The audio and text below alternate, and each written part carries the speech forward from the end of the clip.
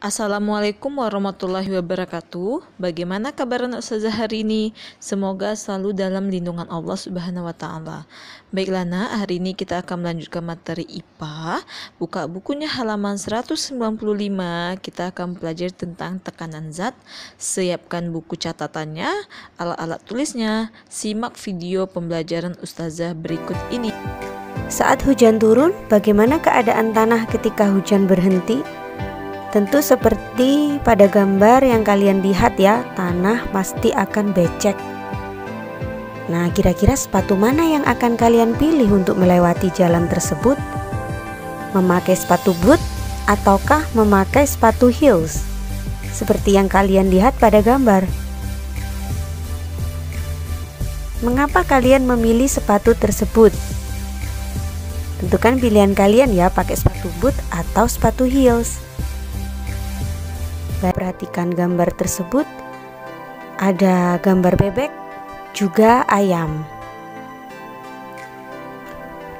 Nah, kira-kira bebek sama ayam manakah yang lebih mudah ketika lewat di tempat becek?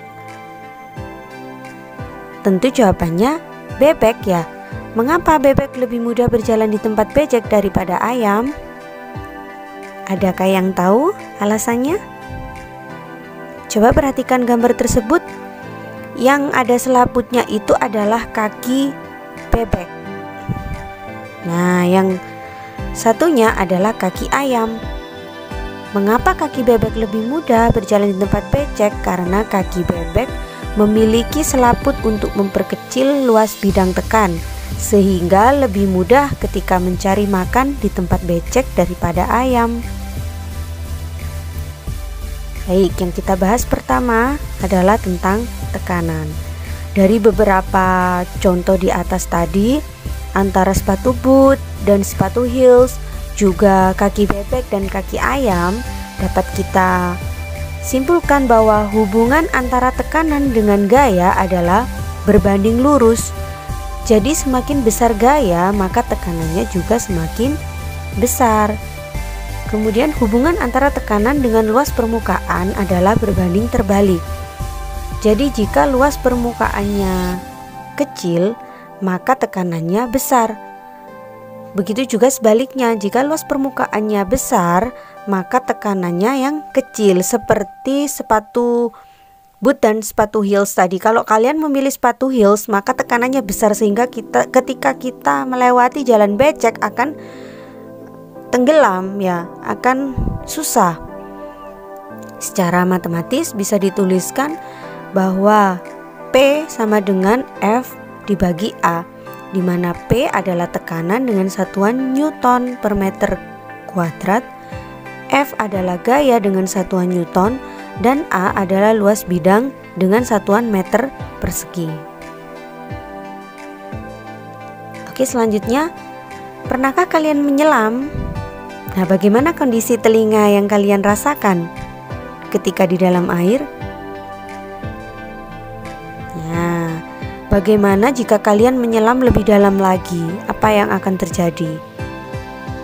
Nah, dari peristiwa di atas tadi, yaitu contohnya menyelam, lah kita bisa mempelajari tentang tekanan hidrostatis.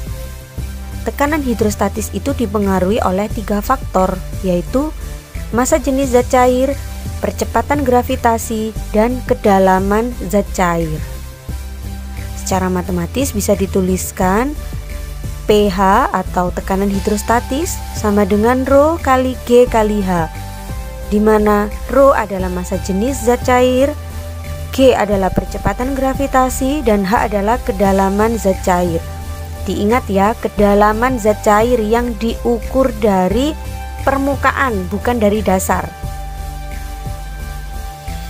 Nah, untuk contoh penerapan tekanan dalam kehidupan sehari-hari, kita bisa lihat di gambar, ada gambar kapak yang digunakan untuk memotong kayu ya.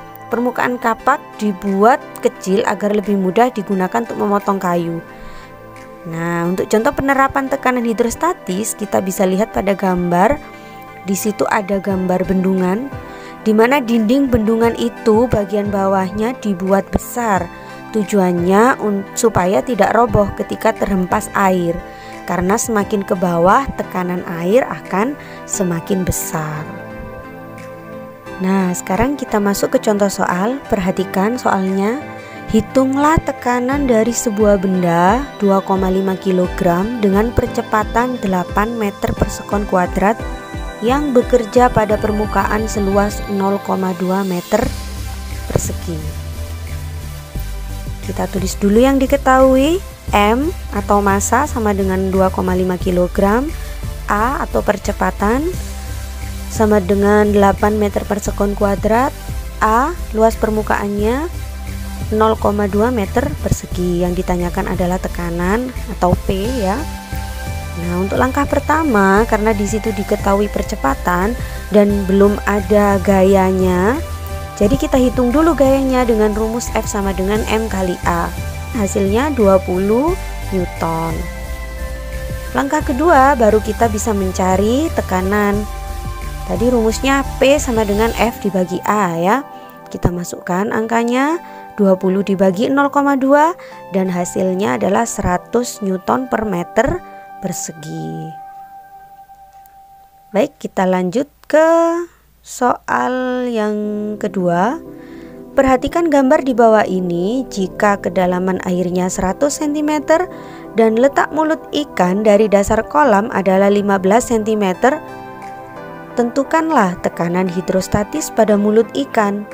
Jika massa jenis air sama dengan 1 gram per cm kubik dan G sama dengan 10 meter per sekon kuadrat. Perhatikan gambarnya ya. Kita tuliskan yang diketahui.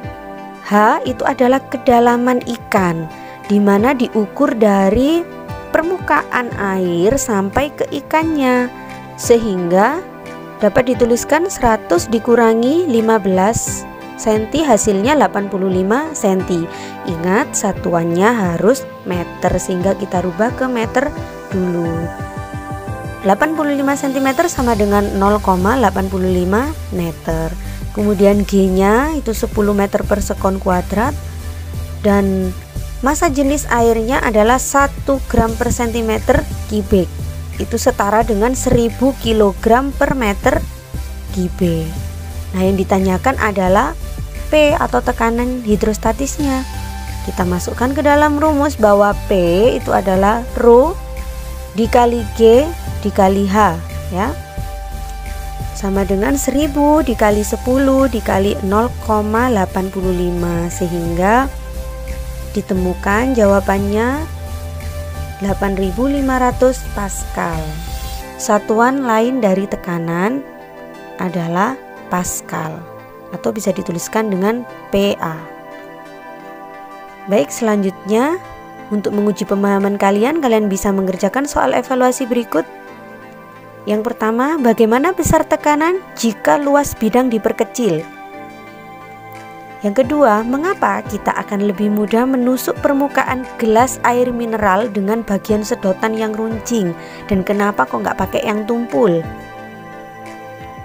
Yang ketiga, lebih besar manakah tekanan pada benda yang diletakkan pada kedalaman 10 cm dengan benda yang diletakkan pada kedalaman 30 cm?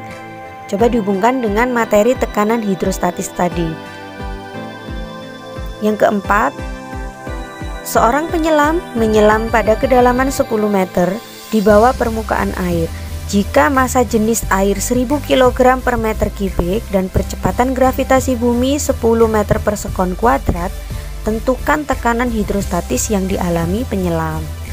Nah, kalian bisa mengerjakan untuk kesimpulan kita di pembelajaran kali ini. Yang pertama, semakin besar gaya, maka semakin besar pula tekanannya. Yang kedua, semakin kecil luas permukaan, maka semakin besar tekanannya.